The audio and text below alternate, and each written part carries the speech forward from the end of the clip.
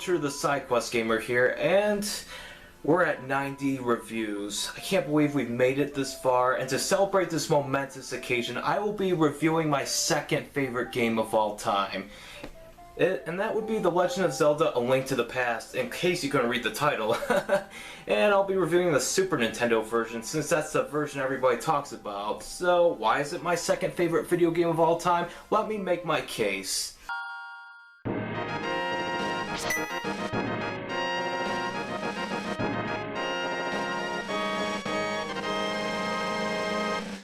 The Legend of Zelda was a franchise that began on the NES, but many fans regard A Link to the Past as the establishing game in the Zelda series, where it set the gameplay and story standards of future installments. In the first game, you wandered around the overworld, go through 8 dungeons to acquire the pieces of the Triforce, and then beat Ganon, but had many issues like the cryptic bomb-your-own entrance game design that would really hinder your progression unless you had a guide. Zelda 2 was an interesting sequel as it went from the top-down action RPG gameplay to 90% side-scroller where you have an experience system to level up your character, and making progress was much more streamlined and rarely cryptic. It also introduced interactable NPCs where you can press a button to talk to them. Some of them would give out quests and others would give out hints. Or just say useless trivial information that really wouldn't help you in the long run, but that's besides the point. So what did A Link to the Past do to the franchise? Well, spoiler for the previous 2 games, since Link acquired the Triforce of Power and Wisdom, killed Ganon, and then got the Triforce of Courage, there was really no more story to be told after Zelda 2. So A Link to the Past serves as a prequel to the NES games, and thanks to later entries in the series as well as the lore, A Link to the Past takes place hundreds of years before the NES games. It has its own Link and Zelda who serve only similar roles to the NES games, but they're pretty much different characters from the NES counterparts. It takes the very best elements of Zelda 1 and 2 and just improves upon them. Gone are the side-scrolling sections from Zelda 2, but they did take the interactive NPCs from that game. But as for what it borrows from Zelda 1, well, the enemy types, some of them make a return, the Triforce returns as well as a basic story element, and most importantly, the return of the top-down perspective. But this game adds its own flair that completely eliminates the problems the previous 2 games had, being cryptic elements. Developed by Nintendo EAD and published by Nintendo, A Link to the Past was released in Japan in 1991, while Europe and America got their copies in 1992. So you could say that this year marks this game's 25th anniversary. Perfect timing! Development of this game began as early as 1988 and was originally going to be a new NES game, but then Nintendo decided to bring the project over to the Super Famicom/Super Nintendo consoles 1 year later. This would also be the first SNES/Super Famicom game to use an 8 megabit cartridge instead of the standard 4 megabit cartridges. Now you know why the light and dark worlds in this game are so expansive for its time. And the Dark World itself is a very interesting aspect of development in itself. In order to save ROM space, they changed up the texture tiles but used some of the same set pieces from the Light World. In fact, technically, the Dark World exists as an overlay. Yet there are program differences like broken bridges and ruined houses that manage to keep the illusion that the Dark World is its own separate thing, even if you know the Dark World exists to save memory space. As for localization, there wasn't much lost in translation other than the removal of any religious imagery. In Japan, this was subtitled Triforce of the Gods. The main antagonist was said to be sent from the gods, and things like the sanctuary are obviously modeled after a church, but it's not referenced as such, and instead called the sanctuary. I really don't know why religious imagery was against Nintendo's content guidelines for localization, but I'm glad they ditched that 5th generation and beyond, because religious imagery in Hyrule just brought so much to the lore. So how does this amazing game begin? Well, after the cool polygonal Triforce comes together, you hear this amazing 16-bit intro theme. You get a 3-minute summary of what happened before, but don't worry, it's not just text like the first game, no. It actually has still images combined with pantomime cutscenes. Basically, the Kingdom of Hyrule is being under siege with a growing conspiracy. The evil wizard known as Aghanim has killed the King of Hyrule, as shown by his skeletal form sitting on the throne. Yeesh. Imprisoned the king's daughter named Princess Zelda and is taking the 6 maidens hostage. The maidens are the descendants of the 7 sages that sent Ganon to the Dark World, but Aghanim has a plan and sends those maidens to the Dark Worlds. Why aren't the Knights of Hyrule doing anything about this?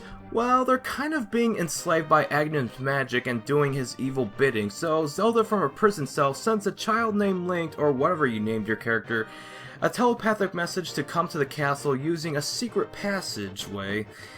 Your uncle named, well, Uncle, orders you to stay in bed as he heads into the castle to fight against this growing conspiracy, but you being Link, of course, disobeys the very uncle who raised you since your parents got the off-screen Disney-style death, and you wander into the secret passage because the soldier at the entrance won't let you use the main door.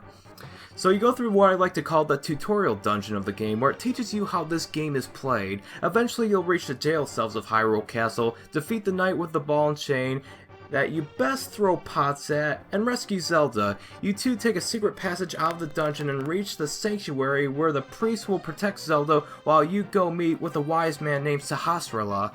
When you do meet the wise man, he will tell you about the 3 pendants needed in order to be worthy of using the Master Sword. The Sword of Evil's Bane, as he likes to call it, but you'll have to go through 3 dungeons to get them first, I guess to prove if you're worthy of having the Master Sword or not, and so your adventure begins. The story may not have the most depth when compared to today's games, but this story does an excellent job building the world of Hyrule. The game has a surprising amount of lore given out by the NPCs, like for example, in Kakariko Village you learn of a band of thieves with one of them being named Blind who hates the light. Not only was that band of thieves disbanded and laying low, but you'll meet various members. As for Blind himself, he's one of the more unique boss battles in the Dark World when you eventually travel there. You also learn the Demon King Ganon was once a thief himself, so for all we know, Blind could have been a close follower of Ganon's or even a worshipper and followed him into the Dark World when searching for the Golden Land. You also learn about the many NPC struggles within this game and how some of their family went to search for the golden power that Ganon was after, as the Triforce will grant the wish of whoever claims it, so naturally many people want to go after it to get their wishes to come true. The Flute Boy comes to mind, for example. You go into this area called a Haunted Grove, where a ghostly boy plays his flute for a bunch of animals, but if you dare approach him, he'll disappear. When you go to the Dark World's version of the Haunted Grove, the Flute Boy is revealed to have went there in search of the Golden Power, and he asks for you to go back to the Light World and dig out a flute. When you go back to the Haunted Grove in the Light World, you get the flute, and when you go back to the Dark World Haunted Grove, he asks you to give it to his father in Kakariko Village, as well as playing it one last time for him since the Flute Boy cannot play it anymore in his anteater form. And after that, he dies and becomes one with nature now.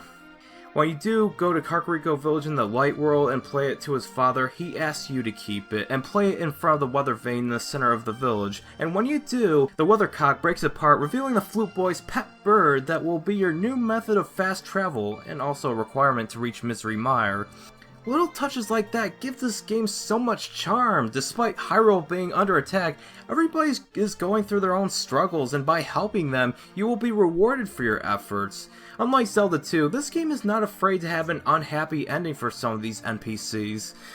I feel like that these side quests and NPCs kind of inspired this idea to progress even further in Majora's Mask.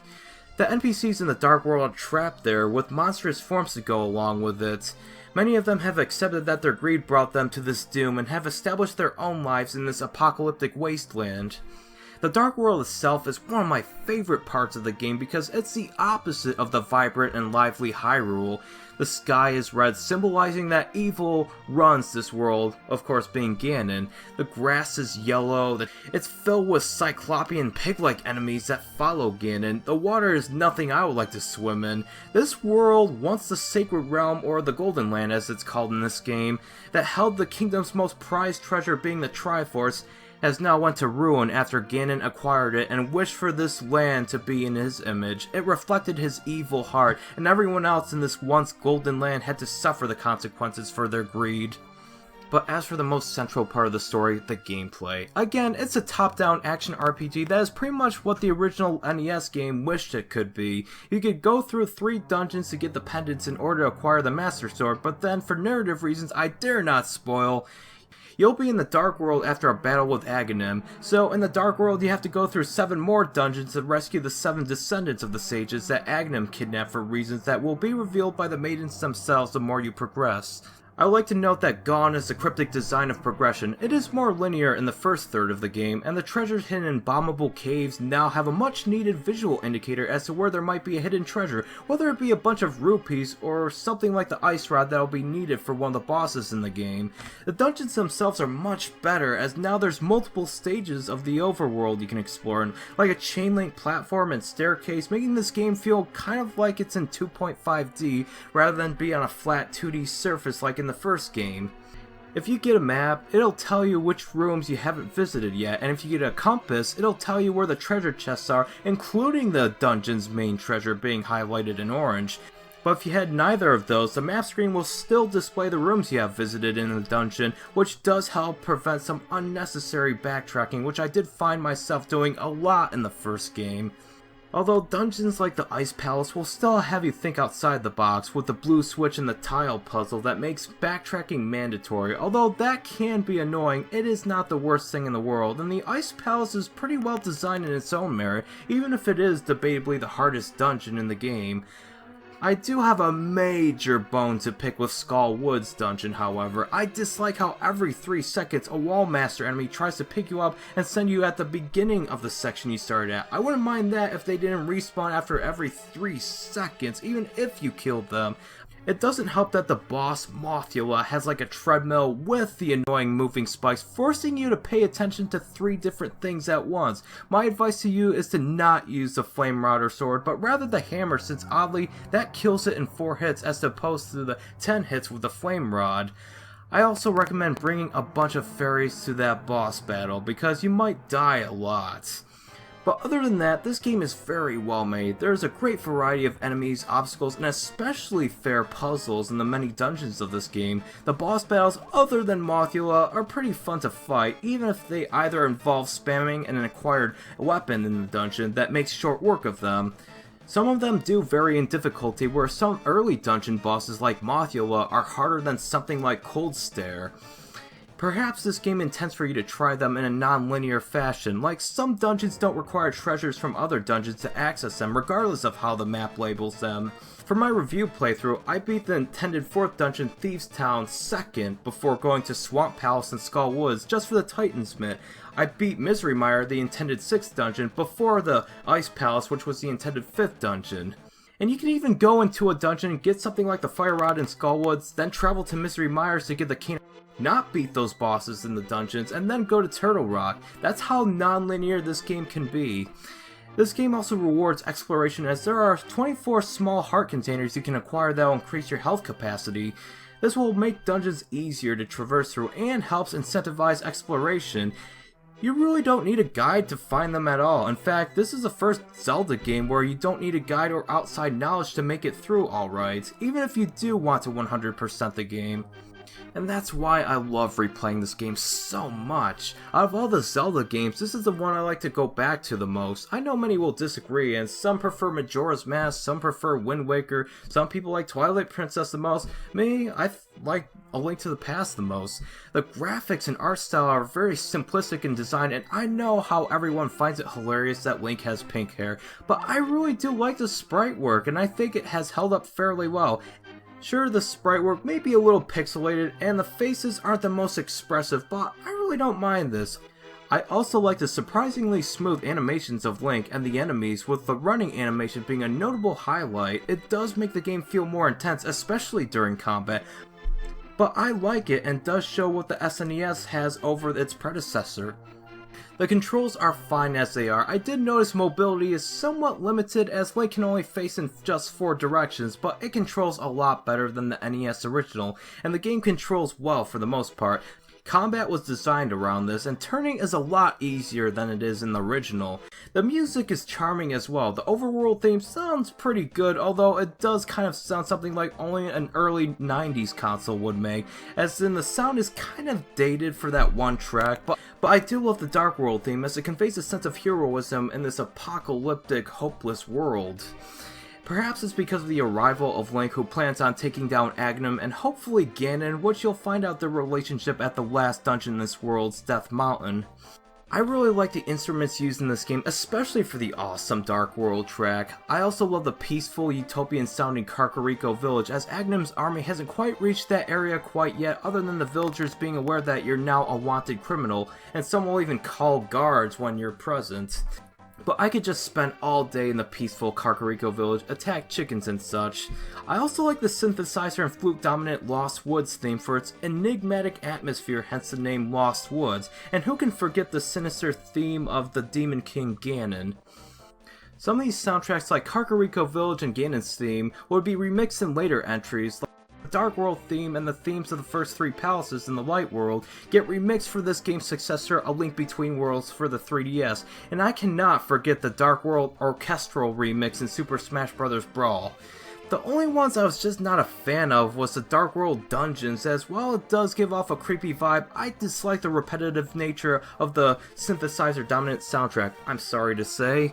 I kind of wish the Lost Ancient Ruins, those tracks that you would hear in the Light World's dungeons, would be there in its place, but instead we had that. It's not the worst thing in the world, but it was my least favorite track in the game. But overall, The Legend of Zelda A Link to the Past just gets better every time I play through it. I would be lying if I said that this was an easy recommendation for everyone, as I did hear the 2D style was kind of hard to get into for some 3D Zelda veterans, but once you grow accustomed to this style, which should take no more than like 20 minutes, you can enjoy it for what it is. The combat may not be as strategic as the 3D games, and the 2D art style may be too simple for some people, but if you like what you saw in this video, you may enjoy this game. It is my personal favorite entry in the series, and there's little I have a problem with. It is hard for any game to live up to the best game of all time status, I know, but even though it is my second favorite video game of all time, we all have different tastes, and I don't want you going in with the best game of all time pre-exposition, otherwise you may be frustrated that you can't see something others are seeing. It's really hard for any game to live up to the best game of all time hype. I mean, when I first played Super Metroid, I was expecting it to be the greatest game of all time, and I liked it. That's all I could say about my first playthrough, but I was a little disappointed that it wasn't as good as everyone was making it out to be. Until I played it for a second time, and then I saw why everybody loves it so much. It's not without its flaws, but I really enjoyed the game. Just go in thinking it's a two-dimensional adventure game. Once you play through it once or multiple times, you may enjoy it as much as I do, if not more.